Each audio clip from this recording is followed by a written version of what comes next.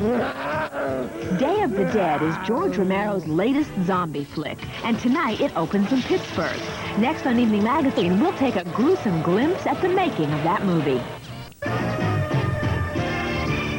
Welcome to Evening Magazine from downtown Pittsburgh, right out in front of the Fulton Mini Theater. I'm Liz Miles. I'm John Burnett, and today has to be a big day for all you George Romero fans out there because, of course, today marks the opening day of George's latest movie in his trilogy, Day of the Dead. First of all, look, looks like somebody kissed him to death. And the perfect judge for this contest is Tom Savini, the man who perfected the gory special effects makeup in the film. The film, well, you know, if you like autopsies, you know, you'll love this film.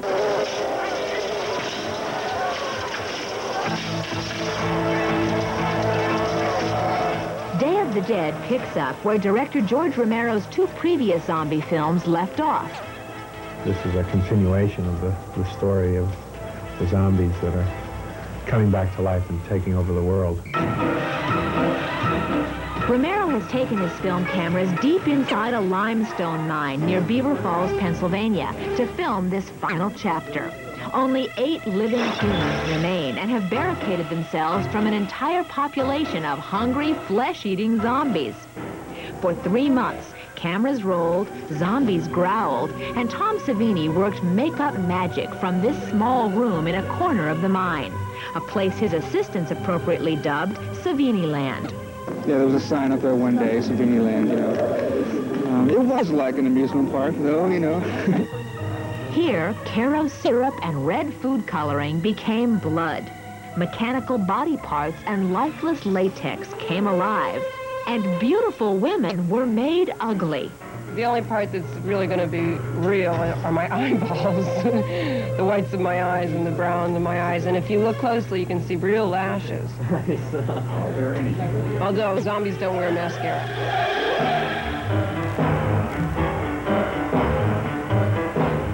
Actress Debra Gordon spent over 2 hours a day in Savini's makeup chair.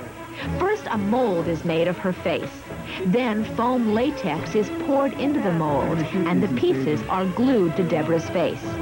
Finally, grease paint and powder are applied, and even her arms get made up with layers of liquid latex. When it dries, it looks like wrinkled skin, and small holes are scraped through the rubbery surface to make it look like open wounds. It takes a couple hours to get it off, too. Yeah, people forget about that. Everybody leaves and I'm still scrubbing. Well, we had a zombie come in yesterday who still had his makeup off from the week before. I mean, like in his ear, down under his chin. Day of the Dead isn't all gore and dark humor. In this final episode, director Romero tries to provide some clue as to why the dead walk. Laurie Cardill plays a research scientist looking for the answer. It wants me. It wants food, but it has no stomach. It can take no nourishment from what it ingests. It's working on instinct. A deep, dark, primordial instinct. But you're just proving theories that were advanced months ago, and you're not even proving them correctly. You're making a lot of assumptions here. You're wasting time trying to define what's happening instead of looking for what's making it happen. I'll show them that these creatures can be domesticated even without the surgery. Knowing what they are, we can begin to approach them properly, condition them, control them. You've got to do this, sir. It's our only hope. Romero's first zombie film, Night of the Living Dead, appeared 17 years ago. It slowly developed a cult following, and it was followed by a sequel. The third and current film was to have been the final chapter in the trilogy. But I think there's another one in there somewhere. You know, George doesn't feel this is the end of the story, you know. So, the storyline may not have died with Day of the Dead. And meanwhile, if you dare see this film, don't be surprised if you're being watched. It entertains me to watch the audience, you know. I mean, I hardly look at the screen. I watch the audience tonight, you know. I watch the evolution of minor heart attacks. That's the fun of it, you know.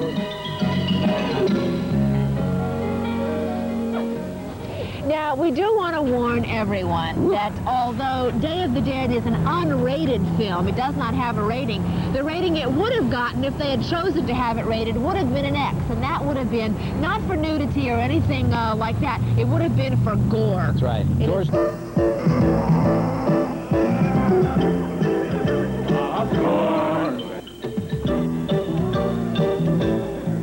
These are not your ordinary theater goers, but then this is not an ordinary film. This is the hometown premiere of the creme de la creme of cult zombie films, Day of the Dead. And these fans are vying for the title of Best Dressed Zombie. I mean, here's one. Look, looks like somebody kissed him to death. Local movie maker George Romero on the set of his latest and perhaps greatest thriller, Day of the Dead. Stay tuned. Pittsburgh movie maker George Romero is at it again. This time it's Day of the Dead. Tonight we'll go behind the scenes to watch special effects makeup master Tom Savini turn a beautiful actress into a hideous zombie. Plus, who will? Stay tuned. As many of you know, George Romero is a local filmmaker who has a national cult following for his zombie films. First there was Night of the Living Dead, then there was Dawn of the Dead, and now the final chapter in his zombie trilogy has been completed. It's called Day of the Dead. George Romero has always used a lot of local actors in his films, but you haven't always been able to tell underneath all of that gruesome zombie makeup. And in this latest film, the special effects makeup is more gruesome than ever, thanks to Tom Savini, a local makeup artist. Right now we are going to take a close look at Tom Savini's diabolical makeup magic. But we warn you, this is special effects makeup at its goriest. And as they say, it could only happen in the movies.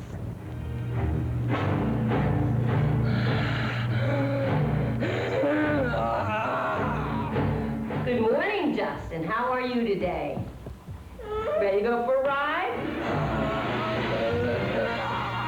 Feed Mommy a banana. Mommy wants some. That's not a banana.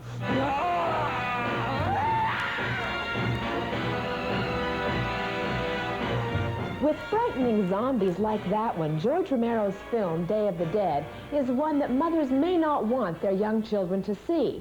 But as it turns out, that growling, drooling zombie you just saw is the mother of a young child and a wife.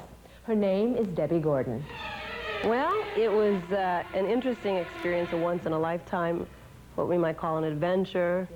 Debra Gordon won't be the only zombie growling in front of a camera. Over 1,000 zombies were cast by director George Romero for the final part of his zombie trilogy. His first zombie film was Night of the Living Dead. Next came Dawn of the Dead. And now it's Day of the Dead.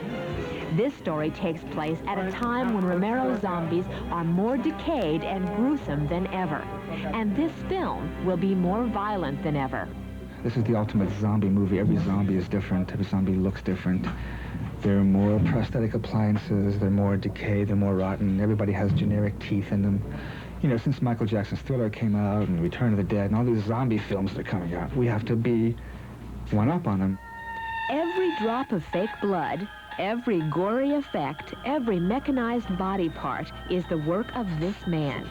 He is Tom Savini, master of special effects makeup. He already has a long list of horror movie credits, including Creepshow, Friday the 13th, Final Chapter, and Dawn of the Dead. And Tom Savini is hoping that Day of the Dead will be the scariest movie ever put on film. In fact, the movie will not even be submitted for a rating. Tom Savini's makeup shop is like a nightmare waiting to come to life.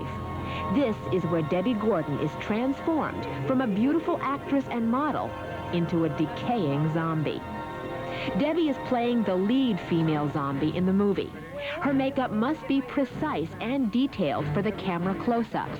It's a long and complicated process which actually started a month ago. A life-size mold is made of Debbie's face. Then foam latex is poured into the mold, and out pops a rubber mask. One piece will fit around Debbie's eyes and the other under her lower lip. When she moves her face, it'll move with her. It's like the outside of her face is brand new. The inside of her face controls it. After the masks are glued down, layers of grease paint and powder are applied. Her arms get a makeup job, too. Liquid latex is painted on. When it dries, her skin takes on a wrinkled look. The rubbery layer is scraped away to make it look like she has open wounds. And that's not enough. The makeup crew isn't finished yet. Next comes the blood. It's a special type of blood that we use. It's called gel blood. It kind of coagulates like real blood and forms more of a thick, kind of a crusty blood. It's made of Caro syrup and red food coloring. Barbecue sauce is used for scenes that call for the blood to be eaten. And other food is also used for Debbie's zombie makeover. A mixture of oatmeal, charcoal powder, and hair gel are rubbed into her hair. The finishing touch, false teeth. And after 2 hours in the makeup chair, this is the final result. It's a face only another zombie could love. And of course, being a lead zombie, Debbie has important lines. One of them goes like this. What kind of reactions did you get from family and friends when they found out what you were working on? Well, people can't believe that I would do this. A lot of my friends and family, my father was a little upset. He just couldn't understand why I would want to do this or why I would want anyone to know that I did it. Even though a starring role is hard to turn down, Debra Gordon is not sorry that the filming is over, and she can return to more conventional roles, including wife and mother.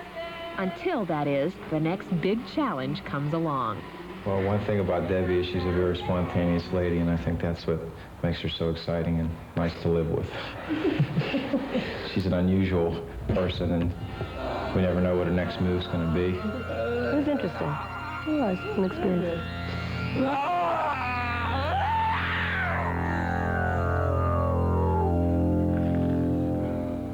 Day of the Dead opens at theaters this summer, and as we mentioned, it will have no rating, but it will be Romero's most graphic film to date. He loves to make us all shriek at his ghoulish movie creatures. Tonight he'll reveal some of the tricks of his trade. And get ready for It's not an ordinary basement. It happens to be monster maker Tom Savini's basement, where I went against my will last year.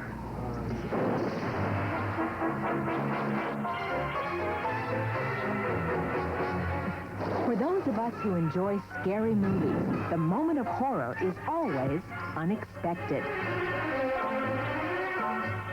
For years, we've covered our eyes and peeked through our fingers at Hollywood's version of big-screen ghosts, haunted houses, and other unexplained events.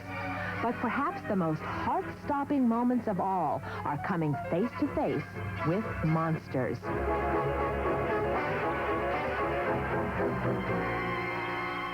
Although Hollywood has created many of the monsters seen throughout horror film history, there are some that originated here in Pittsburgh. Tom Savini is a special effects makeup artist. He has designed and created many familiar creatures. Raoul and Fluffy of Creepshow fame. This charred figure from The Burning. And the frightening Jason from Friday the 13th. Tom has also worked on many films directed by George Romero, and he is the artist responsible for these zombies in the movie Dawn of the Dead. I deal in illusions. A magician, when he wants to fool you, he'll make you look here while he's preparing something here. I do the same thing. On a movie screen, we show you only what we want to show you. We use the misdirection by making you look on one side of the screen while a creature comes up here. Tom's interest in special effects makeup started at the early age of 12 when he stole his mother's compact and started experimenting. But if he wasn't in front of the mirror, he was very likely here at the Plaza Theater. The Plaza. This place hasn't changed in 20, 25, 30 years. Really? Yeah, with coffins on the ceiling there, see? Kids went into the bathroom when the scary parts would come on, but I would... For Tom, walking through these doors meant spending time with the closest of friends from the movie screen. That's where I first met Frankenstein and Creature from the Black Lagoon, Dracula, and all those other wonderful friends when I was a kid. You know what's ironic? the reason I'm doing what I'm doing is because of that magic. You know, I'd come in and I would believe that the creature from the Black Lagoon or Frankenstein, they were real things. It wasn't makeup. They were real monsters. You know, I'd hide my face. I'd be scared, but I would always peek a little bit because I had to see, because I wanted to be those monsters later.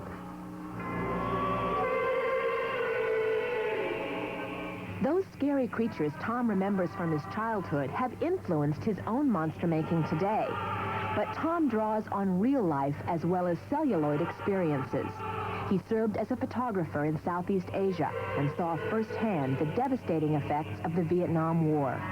And perhaps that's what makes my stuff stand out. I try to recapture that feeling that I got when I saw the real stuff. Tom was known in his early career as the master of splatter.